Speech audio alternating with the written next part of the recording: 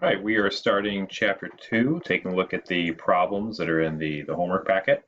Looking at this first one here, how does Dalton's atomic theory account for the fact that when 1 gram of water is decomposed into its elements, you get 0.111 grams of hydrogen and this many grams of oxygen, regardless of the source of water? In other words, any water molecule, any amount of water that you get, not molecule, but any volume, mass, whatever of water that you get, every single time you get what accounts to a proportional amount, a percentage amount of that portions of hydrogen to oxygen in here. This is a example of the law of constant composition.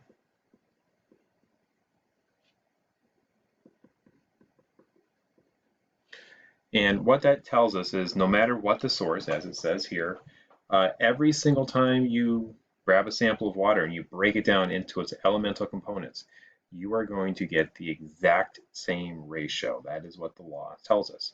Every molecule will have the same kind. In other words, you're going to have 2 hydrogens for every 1 oxygen. That's how it just works out every single time because it is water, it is H2O, and that gives us that proportion for the elements. Okay, slightly different twist on this one, different law that we're going to be taking a look at here. A chemist finds that if they have this much nitrogen, specifically that much nitrogen, it'll react completely fully with these various amounts of oxygen to form compounds, 4 different compounds. In other words, this goes with that, this exact same amount goes with this, and so on down the line to form 4 different compounds. We want to calculate the mass of oxygen per gram, so that's going to be the denominator, per gram of nitrogen for each of these compounds. Then after that, we want to figure out how do the numbers in part A support Dalton's atomic theory. We'll come to that one afterwards. Okay, so we're going to proportion these guys out based upon this amount of nitrogen being in the denominator because it's per that amount. And the way these guys ratio out, it is 17.6 grams of oxygen. So I'll just put grams of oxygen per 30.82 grams of nitrogen. And I'm going to leave that alone for just a moment. And I'm going to set this up so I can take a look at the other proportions as well. So we have 35.2 grams of oxygen also for a mass of nitrogen. We have a third trial with that exact same amount of nitrogen. And then one more time. We have 88 grams of oxygen for those 30.82 grams of nitrogen. And if we take a look at how this works out, you'll end up with 0.5711 grams of oxygen per 1 gram of nitrogen, because again, we're putting that on the denominator, so it's how much within that 1 gram of nitrogen. So we're dividing this by the denominator. Do the same thing for the other 3.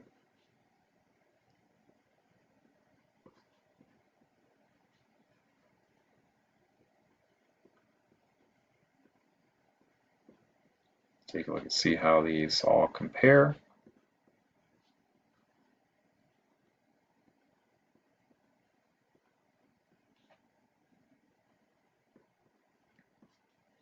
All right, so looking at this, it's not too informative. So we have to do one more part to it.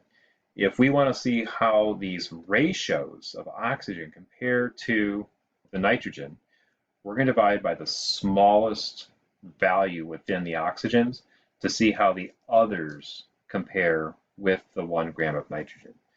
So we're going to divide all of these by the same smallest amount of oxygen to see how they ratio out. And what you'll find if I divide this by itself, of course, you're going to get 1 part of oxygen to this same 1 part of nitrogen. So they go in a 1-to-1 fashion. So this is all the same.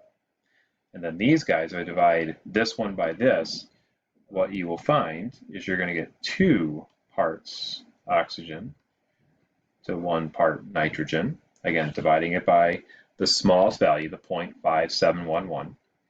Do it the next time down here, and you'll find that you get 4 parts oxygen to 1 part nitrogen. And for the last one, you end up with 5 parts oxygen to 1 part nitrogen. So we can see that they go in these whole numbers and they proportion out in such a way. So what we can see is nitrogen and oxygen combine in different proportions. So that is the law of multiple proportions. And that goes along with one of Dalton's atomic theories. There you go. So that's number 11. Let's move along here and we'll look at number 31. For this one here, this is about the extent of the algebra that you would need for this class. If you have only 2 isotopes of copper, so there are only 2, copper 63, you can see what the amounts are. We have an AMU, atomic mass units, that has an abundance of relatively that amount. And then again, you have another copper 65, which is the average atomic mass units for that one, and its relative abundance for that.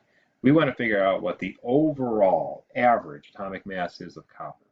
So we have to take the amounts of these and multiply them times their percentage, and then take an average. So this is again just kind of going back to your algebra class. Hopefully I'm not bringing back too many bad memories for you. Of course, you know, it gets worse in algebra, right? So these are the AMUs times the percentage for each. And if I want an average, you have to sum these up. And of course, these are percentages, so they're going to be a factor of 1 at the end. Multiply times its abundance, 30%-ish for the second one. And of course, you know, these 2 values will add up to 1. And if I multiply this whole thing across, I'll get an average atomic mass of this, 63.5456 atomic mass units. So that's the average. All right. Let me give you a different scenario here, and let's pretend that, let me just kind of cross this here, and let's pretend you have a different problem. You have the same average atomic mass, 62.9296, and I don't know what its amount is, its relative abundance. But of course, if I follow this process along,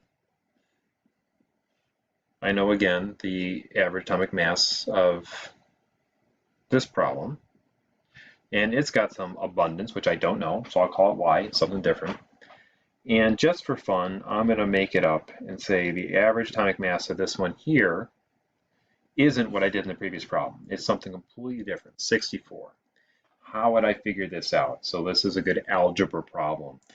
I have 2 different variables, and I need to figure out what each of them are, and there's my average. So what I would need to do for this problem is create a different mathematical relationship, which is x plus y is equal to 1, because just like in the previous problem, these 2 added up to 1. Same thing here. Their proportions are going to add up to 1. And then I can substitute that into the other problem. I like x, so I'm going to change this to x is equal to 1 minus x, and then substitute this into this particular problem. Okay, so I'm going to save us some of the work here because it's kind of messy. If I substitute this in for x, and therefore I'm going to be dealing with all these y's here, if I cut through all this math, so I'm not showing you all those steps because you can do it. This is me combining my likes. So my y values are on one side and my non-variabled items are on the other side.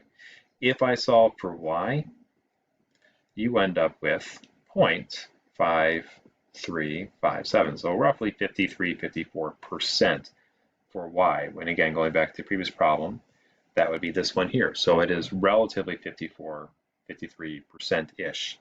Having that and using this formula, I can figure out what x is, and therefore I would have them both.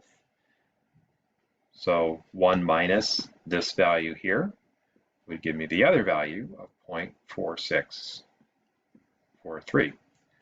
This is a good algebra problem. You should kind of set this up and do it on your own again to make sure you understand how to do this, because I could ask you to do something like this in the future, and you would be responsible for knowing how this algebra works. So again, you've watched me go through it. I would, turn this video off and try it again on your own to make sure you understand it. Okay, we're going to take a break here because we're 10+ minutes in, and we'll do another one.